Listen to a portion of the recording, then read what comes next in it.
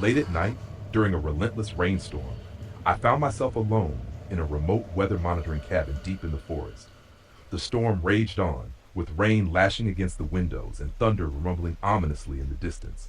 Inside, the cabin was dimly lit by a flickering desk lamp, and the hum of old equipment filled the air. The small, isolated station was surrounded by dense, swaying trees, amplifying my sense of vulnerability. As a meteorologist, I was tasked with monitoring the storm's progress and relaying data back to my supervisor, Dr. Martinez. My desk was cluttered with weather charts, blinking monitors, and a half-empty coffee mug, the remnants of a long night. The rain drummed relentlessly, creating an oppressive rhythm that matched the isolation I felt. I leaned back in my chair, rubbing my temples. Glancing at my watch, I muttered, "Just a few more hours," before adjusting my headset to the radio in my report. "Dr. Martinez, this is Claire. The storm's intensity is picking up. Wind speeds are exceeding predictions." The crackling voice of my supervisor came through. "Copy that. Stay safe, Claire. Remember, no heroics. If things get too rough, you know the drill." I sighed. "Got it. Just another night in paradise." Then a faint, rhythmic tapping against the cabin's window caught my attention. I froze, listening intently. The sound was just barely audible over the storm. Probably a branch. I muttered, grabbing my flashlight. Approaching the window, I shone the beam of light outside, but the dense forest revealed nothing. Exhaling, I returned to my desk, trying to focus. But moments later, the tapping returned, accompanied by a faint whisper. My heart skipped a beat. Freezing in place, I strained to listen. The whisper was indistinct, like the wind carrying fragments of a conversation. "Hello?" I called out, my voice trembling slightly. Silence. Shaking my head, I chuckled nervously. "Get it together, Claire. It's just the storm." The whispers grew more frequent, and I began noticing other strange occurrences. A chair was slightly moved from its position, and my coffee mug mysteriously appeared on the opposite side of the desk. Unease settled over me like a fog. I checked the cabin door, ensuring it was locked, and scanned the windows again. My flashlight caught something outside, a shadow darting behind a tree. My breath quickened.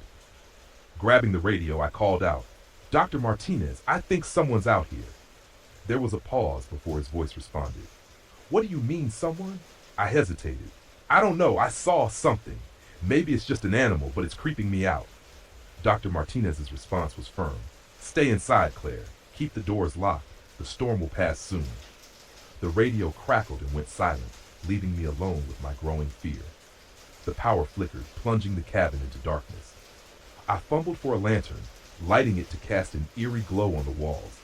The whispers returned, louder now, seeming to come from multiple directions. Grabbing a kitchen knife, I moved cautiously through the cabin. The rain outside seemed deafening, masking any subtle sounds. Suddenly, a loud bang echoed from the back door. "Who's there?"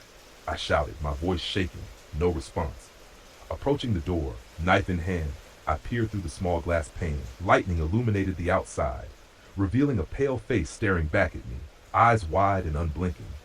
My breath hitched, and I stumbled back, dropping the flashlight in panic. The door handle jiggled violently. I retreated to the main room, barricading myself with furniture. The whispers escalated into a cacophony, as though a crowd surrounded the cabin. Covering my ears, I fought back tears. Suddenly, the front window shattered. Screaming, I watched as a figure climbed through. It was humanoid but grotesque, with distorted features that looked as though they had been carved from wax and partially melted. The creature lurched toward me, emitting guttural noises. In a desperate act, I hurled the lantern at it.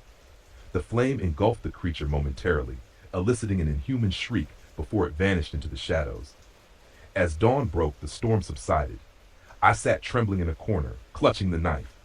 The cabin was in shambles, broken furniture, shattered glass, and scorch marks on the floor. With shaking hands, I radioed Dr. Martinez. I'm alive." The storm passed, but something was here. I don't know what it was. His voice was calm but concerned. "We'll send someone to get you, Claire. Hold tight."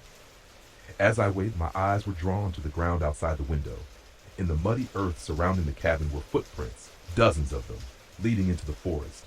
My breath caught as I realized the prints didn't start from the cabin, but led directly to it. The realization sent chills down my spine.